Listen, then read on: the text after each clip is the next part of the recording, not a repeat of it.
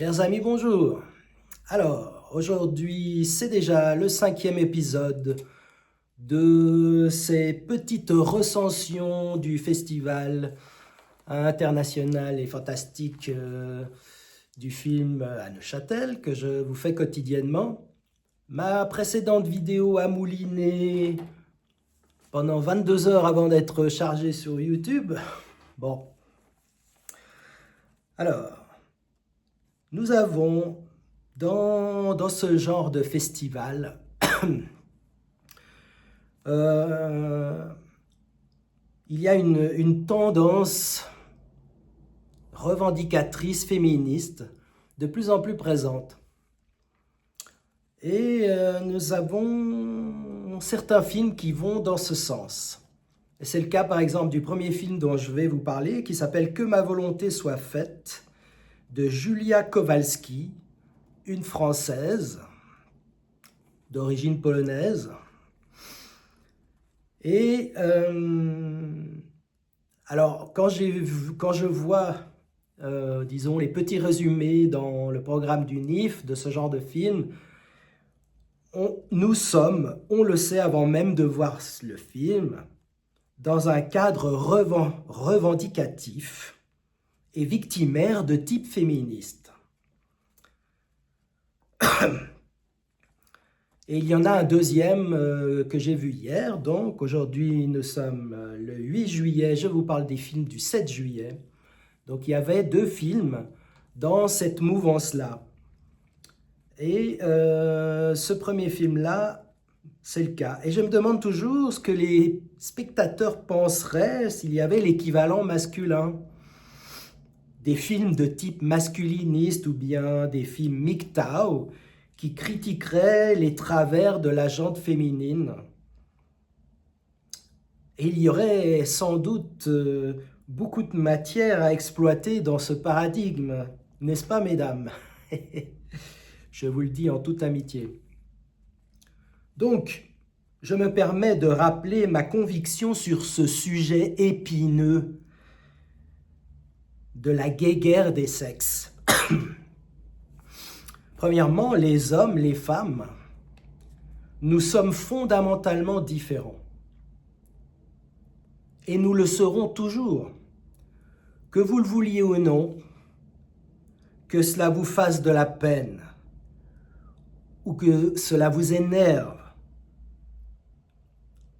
vous aurez beau vous arracher les cheveux, rien ne changera jamais à cet état de fait. Il est en effet vain de nous renvoyer sans cesse nos logiciels de base, les hommes, les femmes, l'essence de nos êtres, de nous renvoyer ces logiciels et ces essences, les essences de nos êtres à la figure. Dans une éreintante guerre d'usure. En psychanalyse, on parle d'altérité. Tout ce qui heurte et dérange et frustre, rend fou entre les sexes. Il faut bien avoir à l'esprit que cela va dans les deux sens. Alors, je précise cela surtout pour des féministes que j'ai croisées. Il y en a beaucoup dans ma ville. Donc ces mouvements extrêmement reçoivent énormément d'argent et des subventions publiques. Donc je le dis entre parenthèses. Et ces femmes féministes que j'ai croisées ne peuvent s'imaginer, c'est inimaginable pour elles, que des hommes ont eux aussi des souffrances, des revendications et même parfois la haine. Cela leur passe complètement au-dessus. Et elles sont stupéfaites quand elles tombent sur des écrits, des sites et mouvements masculinistes. Alors je ne dis pas que c'est le cas de toutes, mais beaucoup d'entre elles, elles ont l'impression qu'il n'y a que leurs souffrances et leurs revendications qui sont évidentes et prioritaires, et côté homme, il n'y a rien. C'est le vide intersidéral. Ils sont juste là pour adouber et dire oui, Nous sommes coupables d'être des hommes et nous sommes coupables de tout. Deuxièmement, j'en ai déjà parlé précédemment, cette lame de fond féministe croît au fil des années dans ces festivals, et certains sont même complètement phagocytés par ça, comme le Black Movie à Genève. J'en ai déjà parlé l'année dernière dans ma vidéo d'avant-propos du NIF, je vous y renvoie. Et cette mouvance est de plus en plus, elle est très forte, et il y a pas mal de films qui sont dans ce registre. Alors, souvent ces films sont très enfantins, et je vous invite à toujours essayer de vous transposer dans l'autre sexe. Si vous étiez un homme et qu'on vous critiquait vertement, critiquait le fait que vous soyez homme, ou l'inverse, si vous êtes femme et qu'on critique vertement le fait que vous soyez femme, alors bien sûr, ça c'est la manière, disons, la trame de base. Après peut se greffer autour de de nombreuses revendications, constatations. Bon, quand vous voulez haïr quelqu'un ou un sexe, vous pouvez toujours trouver toutes les raisons du monde. Bien. Donc, dans cette mouvance de fond qui est très présente dans les festivals et particulièrement au NIF, il y a des films complètement enfantins. Donc, très basique, genre, vous êtes méchant parce que vous êtes méchant. Et je caricature même pas. Donc, imaginez un film masculiniste qui dit « Ah, les femmes sont méchantes parce qu'elles sont méchantes. » Tout le monde dirait « C'est ridicule. » Bien. Donc, dans ces films victimaires, féministes, je sélectionne surtout ceux où j'en sélectionne quand même quelques-uns, déjà pour être ancrés dans la réalité contemporaine, et puis pour mieux les démonter ensuite. Du moins, j'essaye de le faire de la manière la plus objective possible. Et je dirais que ces films, les films les plus enfantins, dans le côté « Ah, les méchants hommes » ou imaginons « Ah, les méchantes femmes », ben, je dirais que ces films-là concernent surtout un jeune public qui regarde ça et qui adoube peut-être sans grande réflexion. J'espère que ça les invite à se rendre compte que les hommes, les femmes, nous sommes faits pour nous aimer. Et oui, c'est pas un scoop, mais c'est bien de rappeler des grosses évidences quand même. Parce que ça devient vite dramatique. Nous sommes faits pour nous aider, nous épauler et nous aimer. Pas pour nous haïr. Alors ce n'est pas facile, c'est frustrant, il y a de nombreuses limites dans ce que l'on peut obtenir du sexe opposé. Mais nous sommes faits pour nous aider, pour nous aimer. Rappelons ces évidences. Et sur ce plan-là, j'aurais souhaité, pour équilibrer un peu les choses, au NIF par exemple, ou ailleurs, dans d'autres festivals, qu'il y ait des thématiques aussi qui aident à nous rassembler et à nous aimer, et pas simplement à pointer nos différences en disant « Ah, ça m'énerve, ils sont tous comme ça, elles sont toutes les mêmes. » Donc c'est dommage. François Mitterrand avait une excellente formule pour désigner, pour critiquer cela. Il disait « c'est l'entretien de la haine ». Donc, les hommes, les femmes, on doit faire des efforts pour ne pas sombrer dans la haine et dans les critiques faciles. « Ah, ces hommes, ah, ces femmes ». On doit faire des efforts pour aussi mettre en place, montrer et diffuser ce qui nous rassemble. Voilà. Donc, avec ce film, Que ma volonté soit faite, de la réalisatrice, je l'ai déjà nommée, je crois, de la réalisatrice Julia Kowalski, je l'ai déjà nommée. Donc, dans ce film, Que ma volonté soit faite, nous sommes dans ce cadre que je viens d'expliquer, dans ce cadre revendicatif, féministe, mais pas seulement. On parle aussi dans ce film du désir entre femmes, du désir d'une jeune femme, en l'occurrence, qui est la vedette de ce film, envers une autre femme, un peu plus mature, on va dire. Et donc, ce film nous raconte l'histoire de réfugiés polonais qui se sont installés dans un milieu rural, en Vendée, en France. Et ça nous parle l'histoire de la cadette de la famille. Donc, on a un père qui est veuf, 2 fils, et une jeune femme donc, qui s'appelle Nawojka. N-A-W-O-J-K-A. Nawojka, c'est un très joli prénom.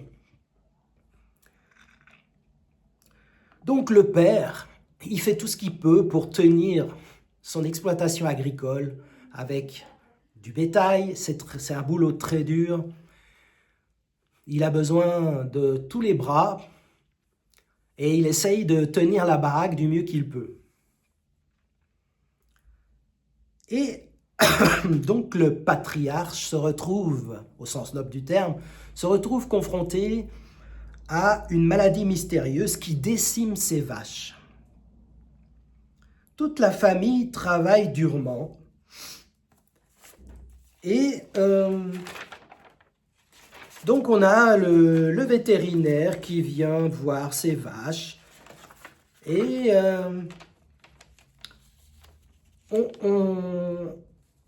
on ne sait pas trop ce que c'est comme maladie. Alors il y a des aspects un peu crapoteux avec des émanations de ces pauvres bovins. Et dans le film, on nous dit aussi que la mère, qui est donc décédée, avait une réputation d'être une sorcière, entre guillemets. Alors ça, c'est un grand classique aussi. Bon. Donc, nous, on nage entre croyances rurales, très pittoresques, et une forte piété catholique, avec un mysticisme sur fond d'altérité des sexes. Je vous renvoie à ma vidéo sur la nonne 2, où j'explique plus en détail cette très importante notion d'altérité des sexes et d'altérité des corps. Donc, un jour débarque une jeune femme, Sandra, c'est le mouton noir de la famille, une rebelle qui erre dans son camion comme une nomade. Elle réapparaît et Nawojka, la jeune fille, va éprouver un désir visible, sensuel et amoureux pour cette jeune femme. Donc, c'est ce qui est vraiment montré par la réalisatrice. Ça n'est pas un désir hésitant, ou c'est un désir clair et direct. Quand Nawojka voit Sandra, elle se dit « Waouh !» En plus, elle est habillée d'une manière rebelle avec le blouson. Puis à un moment donné, elle est très sexy. On voit, c'est aussi une belle femme. Bon. Donc le mouton noir de la famille réapparaît. Et nous avons... Elle va évidemment semer le désordre un peu, mais pas tant que ça dans ce bon ordonnancement. Elle n'est pas très très bien accueillie, mais certains quand même l'accueillent. Donc c'est un peu 50-50. Il y a un mariage, donc l'aîné de la famille, un garçon très costaud, épouse une Française. Donc on a une belle fête et tout. C'est beau parce que là, il y a le patriarche qui fait un beau discours en disant aux Français « Merci de nous avoir accueillis. Nous sommes très contents. Nous sommes heureux de participer à l'activité locale. Voilà, on fait du mieux qu'on peut. Et c'est beau et ça marche bien. Il y a une belle fête. Il y a des Polonais, des Français. Bon. Donc ces garçons-là, ils sont rudes. L'aîné, le cadet, mais c'est des braves garçons. Voilà, c'est pas du genre à faire des finasseries, mais ils sont pas méchants, ils sont pas mauvais. Ils travaillent beaucoup, ils protègent leur sœur, plus ou moins. Elle est pas non plus opprimée continuellement. Elle est là, elle participe, elle est aimée, son père l'aime beaucoup. Donc la réalisatrice a l'honnêteté de montrer cet amour paternel. Et dans cette fête, nous avons Sandra, donc la jeune femme rebelle, qui va boire trop d'alcool. Et puis il y a le vétérinaire aussi qui va venir se joindre. Et il y a donc le vétérinaire a un désir pour Navochka, qui est une très belle jeune femme, hein, bien évidemment, une très belle jeune fille. Et il y a le boucher. Alors lui, c'est le monstre, montagne de muscles, très typé. Je me demande si dans l'esprit de la réalisatrice, elle n'a pas voulu nous dire regardez cette brute épaisse, sans cervelle, alors que lui aussi, c'est un brave homme qui travaille, il fait ce qu'il peut, il est comme il est, et il a le droit de vivre, et voilà, tant qu'il n'atteinte pas. Alors, donc, à un moment donné, dans la fête, il y a une camionnette, le boucher, Sandra accepte, alors elle boit beaucoup, elle accepte d'aller avec le boucher, qui est un gars très costaud. À l'arrière du fourgon, il y a Navochka et le vétérinaire, donc elle aussi, elle a bu, donc bon, alors, ok, il y a l'alcool, ça ne veut pas dire qu'on peut faire n'importe quoi avec des femmes qui boivent trop d'alcool, mais c'est aussi le danger. Donc là, il y a déjà une première contradiction, puisque la jeune Navochka, qui a un désir sensuel pour Sandra, se laisse un peu embrasser et séduire par le vétérinaire, alors que c'est contraire à son désir. Et dans cette incohérence scénaristique, Sandra va elle aussi tomber dans ce piège, puisque dans l'esprit de ces hommes-là, c'est une validation. Malheureusement, donc le boucher, lui, va s'enhardir, et ça va aller jusqu'à une tentative de viol. Ah voilà, le viol, c'est un peu inévitable dans ce genre de film. La sorcière, le viol, enfin c'est bon, c'est un peu les poncifs. Donc la jeune Navochka, elle retrouve ses esprits, elle se refuse au vétérinaire qui dit ok. Par contre, Sandra qui est dans l'enivrement et tout, le boucher, lui, va tenter de la violer, donc il a tort, c'est un crime qu'il est en train de commettre. Le vétérinaire va aussi s'adjoindre. Mais ce que je veux dire, c'est que si on tente le diable trop, avec de l'alcool, on accepte d'aller en voiture, puis après on dit « Ah ben non, moi je voulais juste m'amuser ». Enfin, je veux dire, il faut tenir compte aussi du désir de l'autre. On ne peut pas simplement dire « Ah ben non, j'ai tout fait pour que le gars me saute dessus, puis ensuite je m'y refuse ». Elle a le droit. Et le gars a tort d'essayer de la violer. Mais il y a tout un contexte. Je veux dire, ce n'est pas manichéen, c'est pas on vous allume, puis après, on s'en va en disant ben, gardez votre désir et repartez la bite sous le bras. Je paraphrase Jacques Brel. Hein. Donc Navochka va prendre un fusil et va éloigner les deux agresseurs. Mais Sandra la remballe en lui disant mais en gros, pourquoi tu fais ça quoi? Du genre, elle est pas consentante parce qu'elle dit je veux pas être violée. Elle fait comprendre qu'elle veut pas être violée. Ok. Mais tout le monde est sous. Bon. Mais elle n'a même pas de reconnaissance envers Navochka. Et elle dit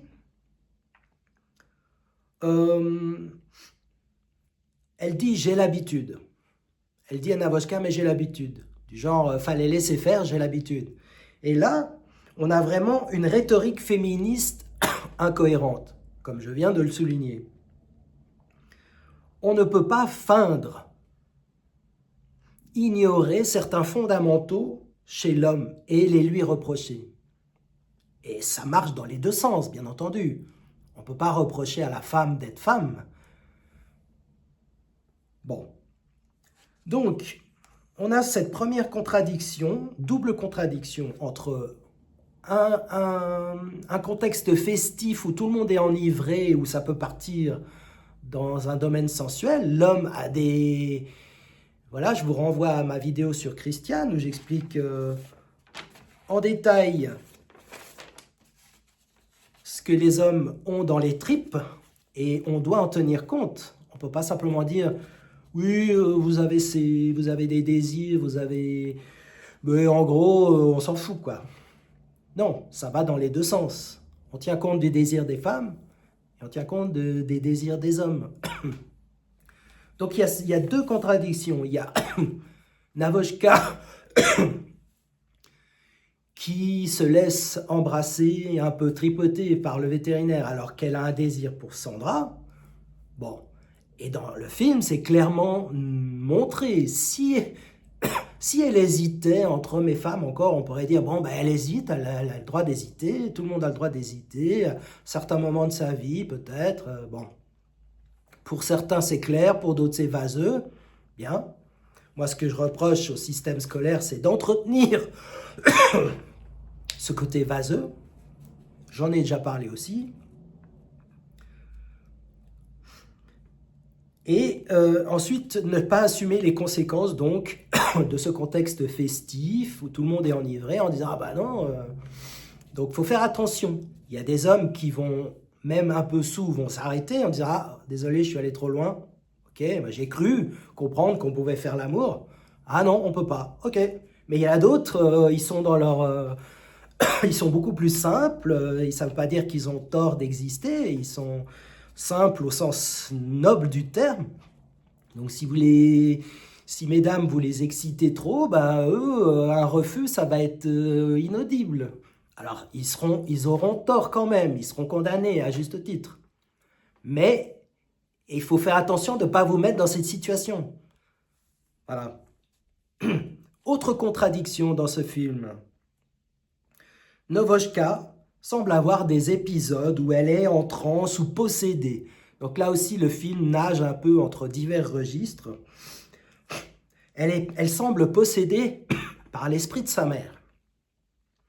Ok. Alors elle fait une sorte de cérémonie avec du feu où elle invoque l'esprit de sa mère. Alors que cette dernière lui manque et qu'elle en souffre, ça se comprend très bien. Mais alors pourquoi jette-t-elle le pendentif provenant de sa mère que son père lui a offert tout récemment? Elle le laisse par terre comme ça avec les détritus qui sont brûlés. Ensuite, Sandra, la rebelle, on lui met sur le dos comme une sorcière la maladie des vaches. Et elle va être assassinée puis brûlée. Donc là aussi, il y a une contradiction, puisque la sorcière du film, c'est censé être Navochka, puisqu'elle hérite ça de sa mère. C'est son père qui lui dit « t'as hérité de ta mère ». Mais c'est pas forcément méchant là non plus ce qu'il dit, ça l'inquiète, disons. Bon. Donc encore une contradiction. Et à la fin du film, la jeune Navochka se promène entièrement nue dans le village, ce qui nous permet d'admirer sa très belle plastique, longuement.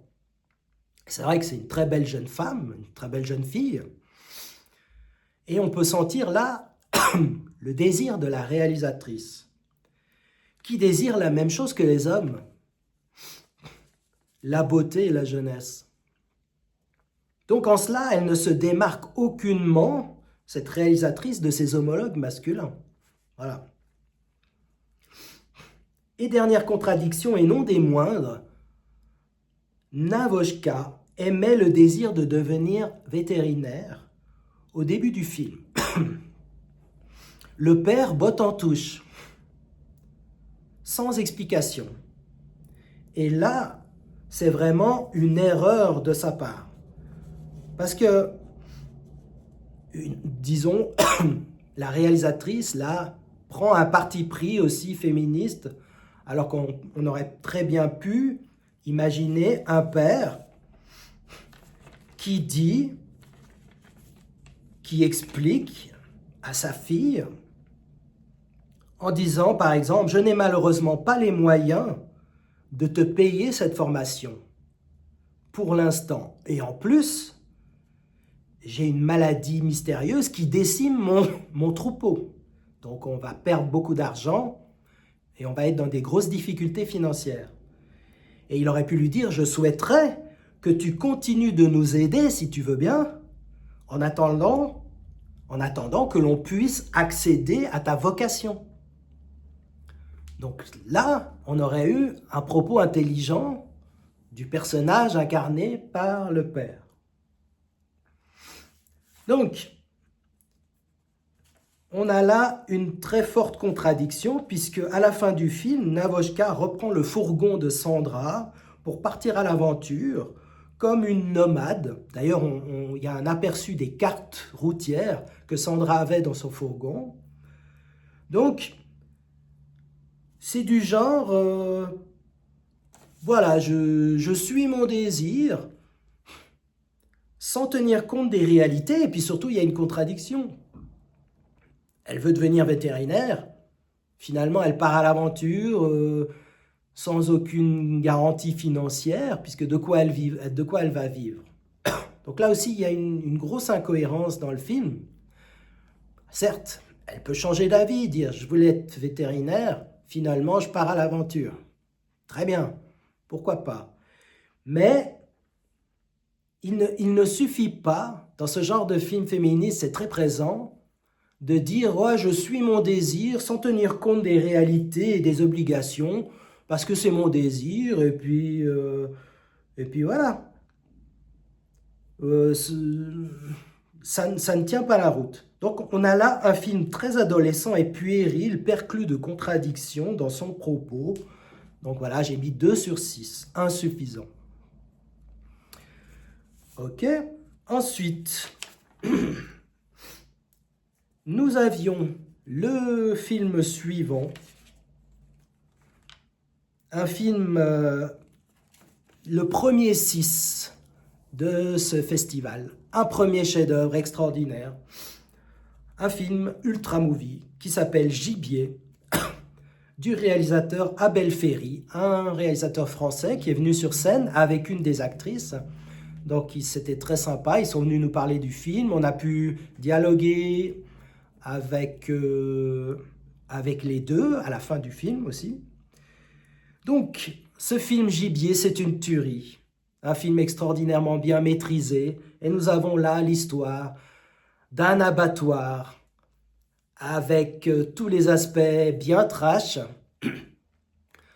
et le maire, le futur maire du village du coin qui manage cet abattoir, et nous avons une troupe d'activistes anti-maltraitance des animaux. Et donc là, on va avoir 2 mondes qui s'affrontent très rudement. Donc c'est d'emblée de jeu, on se régale parce on voit les activistes qui mettent des caméras un peu partout pour vous montrer les maltraitances qui sont effectives dans le film. Et le maire et ses acolytes qui vont être affolés, et il va y avoir une bataille entre les deux, une chasse à l'homme.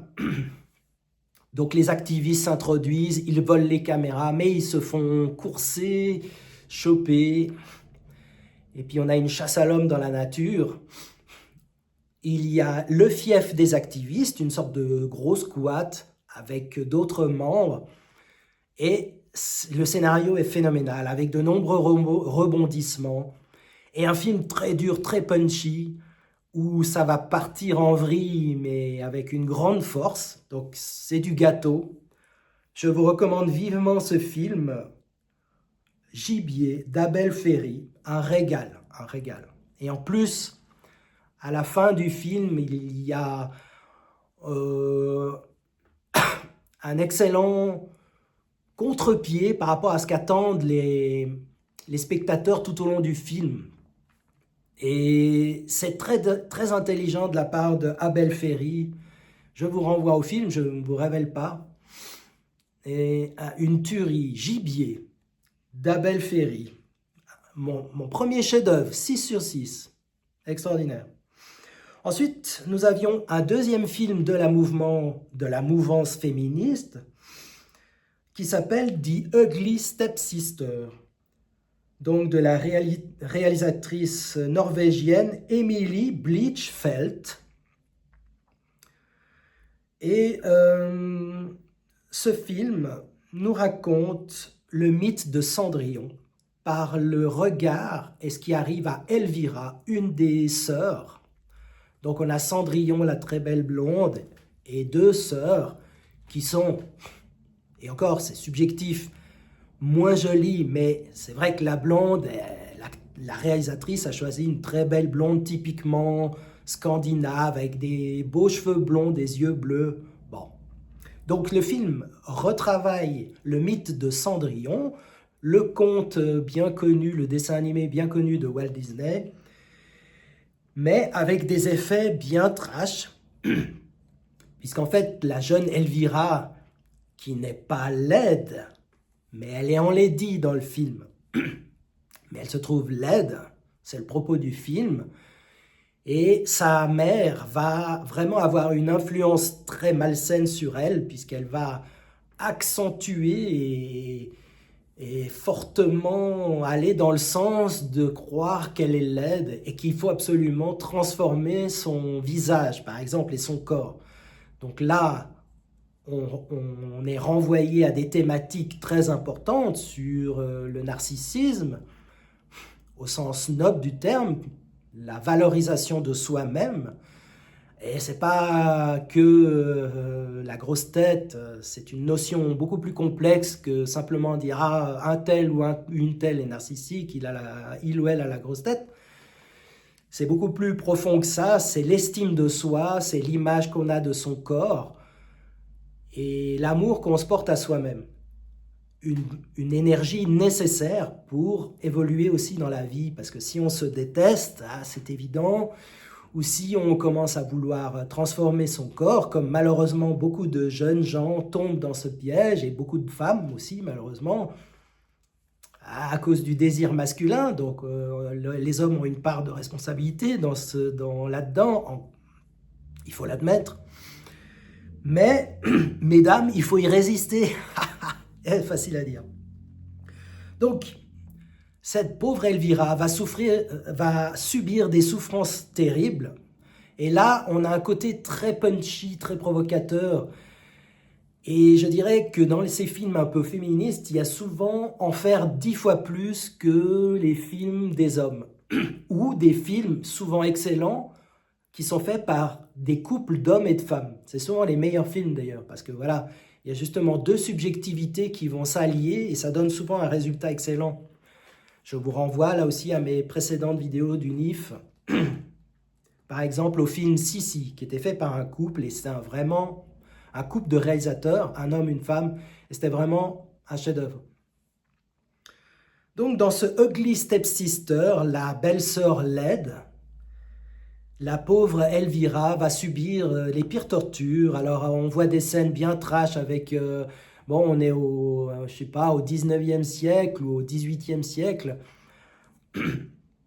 avec un gars qui va taper sur son nez avec un marteau et une espèce d'outil. Enfin, on se croirait presque c'est des séances de torture en fait. Il y a une autre scène très éprouvante pour ceux qui sont sensibles. Donc faites attention si vous regardez ce film, c'est bien trash, avec une couture sur les yeux pour mettre des fossiles. Enfin bon, Et puis, à la fin du film, il y a même, vu qu'il y a l'histoire de la chaussure, hein, vous connaissez Cendrillon, le mythe de Cendrillon, donc le prince Julian, qui va choisir sa bien-aimée parmi un grand florilège. Donc dans ce film, on a aussi la validation du fait que le prince symbolise la richesse et toutes ces femmes vont adouber et participer à ce trip d'être la plus belle possible, la plus apprêtée et de bien apprendre les bonnes manières. Donc en fait, elles sont toutes, et y compris la réalisatrice qui parle de ça, elles sont toutes sous cette contrainte. J'oserais utiliser le terme soumise, mais c'est peut-être un terme un peu exagéré parce que tout de suite ça renvoie à des trucs. Bon, il n'y a pas d'homme soumis et il n'y a pas de femme soumise. Il y a juste des contraintes. Petite blague au passage. Et donc, toutes acceptent ce deal. Voilà. De Julian, le prince. Alors, c'est un beau garçon, mince, qui va choisir. Alors, d'abord, il va se pencher sur Elvira, parce qu'après toutes ses souffrances, il danse avec elle. Mais ensuite, il y a la Cendrillon qui arrive, et là, comme le dit Julien Clerc dans La Belle est arrivée, je le cite dans sa chanson, il dit « Adieu toutes les autres, la belle est arrivée ». Et c'est exactement ça. Donc il ignore Elvira, la pauvre Elvira, et il va danser avec Cendrillon. Après, il y a l'histoire de la chaussure. Donc le pied et la chaussure, ça donne l'occasion aussi d'une autre scène bien trash avec Elvira qui, dans un dernier sursaut désespéré, va prendre une hachette et couper ses doigts de pied.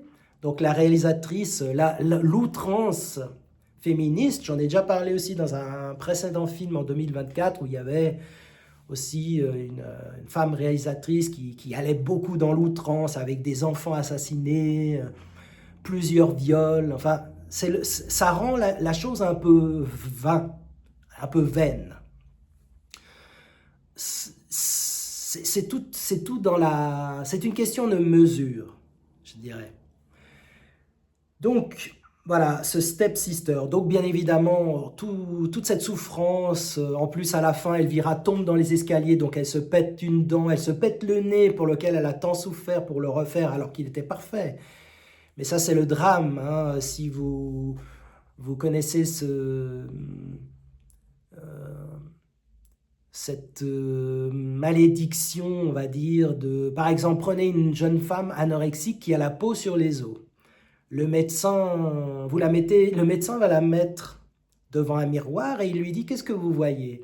Et elle va dire « Je vois un monstre très gros, très moche, très difforme. » C'est ce qu'elle voit dans sa réalité psychique et on doit en tenir compte. On ne peut pas simplement lui dire « Mais non, t'es mince, t'es jolie. » Donc c'est la difficulté énorme de ce genre de problème très sérieux.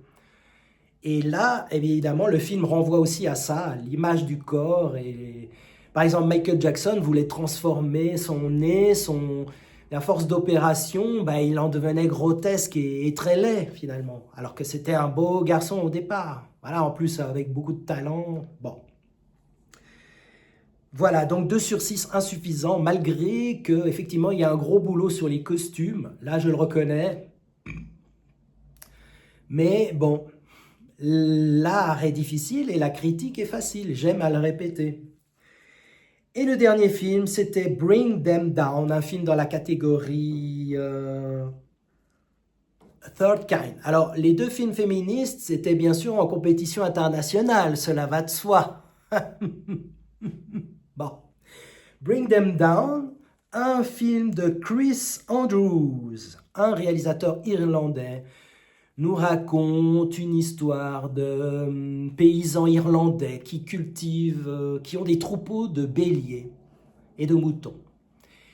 Et 2 familles qui s'entre-déchirent avec des rivalités. Donc le film est très ennuyeux, avec des incohérences aussi, avec un des protagonistes qui provoque sous la colère un accident, sa femme, du coup, a une cicatrice sur le visage. Sa fille est tuée, mais il n'y a pas vraiment d'explication. À la fin du film, il va voir son ex-femme qui, bien sûr, l'a quitté en disant qu'il est désolé. Au milieu de tout ça, il y a un affrontement très rude avec des moutons mutilés, on leur coupe les pattes.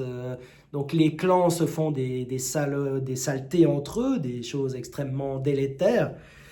Mais le film finit en queue de poisson et en plus, le réalisateur nous montre toute une séquence, 1 heure de film, puis ensuite il nous la remontre une grande partie sous l'angle de l'autre famille, ce qui fait que le film devient très vite encore plus ennuyeux qu'il ne l'était déjà. Donc voilà, je ne vous recommande pas du tout ce Bring Them Down, 1/6 mauvais. Voilà pour aujourd'hui, merci beaucoup et à demain.